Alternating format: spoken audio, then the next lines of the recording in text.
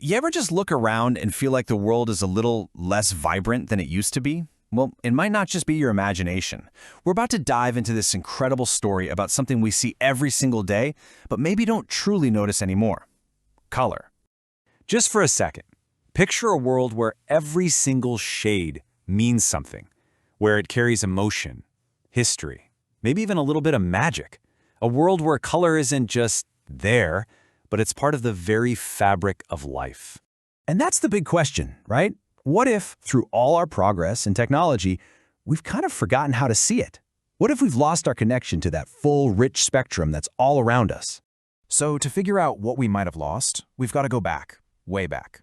Back to a time when color was treated with this incredible reverence, a world where every single hue had a job, a meaning. It was precious and it was powerful.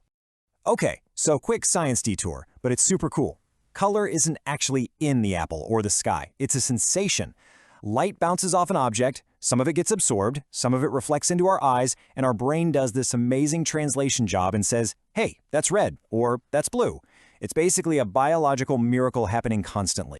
See, in the ancient world, making a color was a huge deal. It was intentional. In ancient Egypt, they had this deep blue called kesbej. They painstakingly ground it up from lapis lazuli, and get this, it was considered more valuable than gold? Or think about imperial China, where a very specific shade of yellow was reserved only for the emperor. It literally meant you were the center of the universe. Color was a whole language. And this all ties into this fascinating idea called the Sapir-Whorf effect. The gist of it is this: the words you have shape how you see the world. So if your language doesn't have a specific word for orange, you're much more likely to just see it as a shade of red or maybe yellow. Your language literally builds your reality. And then things started to change. This is where we get to the great standardization of color. You could almost call it how the world turned gray. That rich, symbolic world began to fade away as a new era dawned, one that cared a lot more about efficiency than meaning. You know, before factories and mass production, every color had a story. And that story was tied to the earth. Dyes came from things like crushed insects, that's how you got cochineal red, or from fermented plants to create this deep, soulful indigo. Each color wasn't just a color, it was a piece of the planet, a testament to human ingenuity. This timeline really lays it all out. We went from these ancient, sacred pigments to the mass-produced chemical dyes of the Industrial Revolution, and now we're in this world of standardized, almost cookie-cutter palettes. We definitely gained convenience for sure, but you have to wonder what we lost in that trade. I mean, the shift is just so stark when you put it side by side. Color went from being about meaning, about culture and deep intention, to being a commodity. It became about uniformity, efficiency, mass production. The soul of color was kind of traded for scale.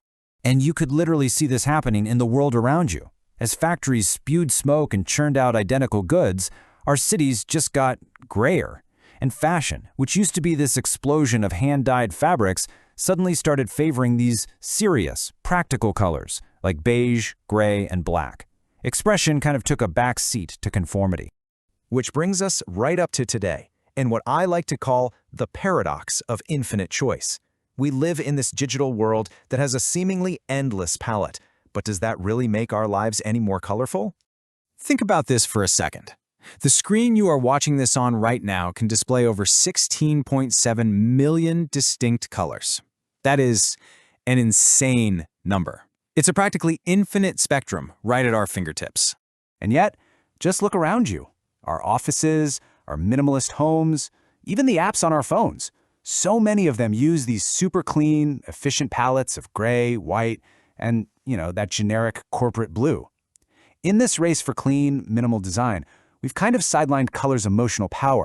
And here's the kicker. Even when we do see all that amazing color online, it's often not quite real, is it?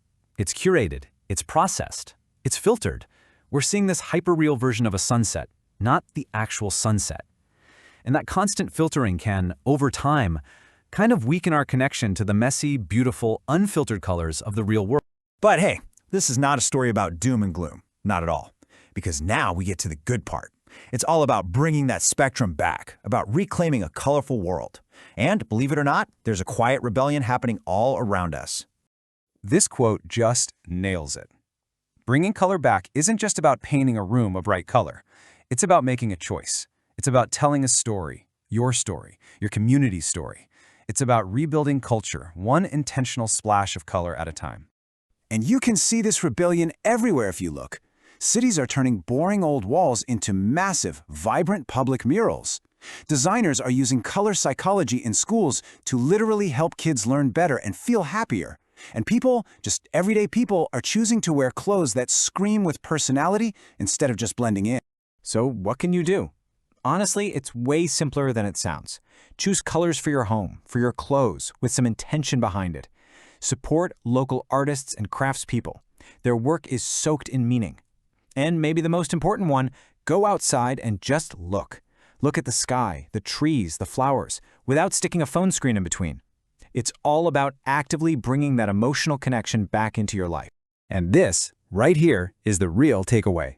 The world is just as colorful as it has ever been. The flowers didn't stop blooming, the minerals in the earth didn't vanish. What faded was our attention, our reverence for what color really means. And the good news is, that's something we can get back. So, the next time you see a color that just stops you in your tracks, that deep blue of a twilight sky or a ridiculously bright red leaf in the fall, just take a second. Really notice it. Appreciate it. Because the most important thing to remember is this. Color isn't just something you see with your eyes. It's something you feel with your whole soul.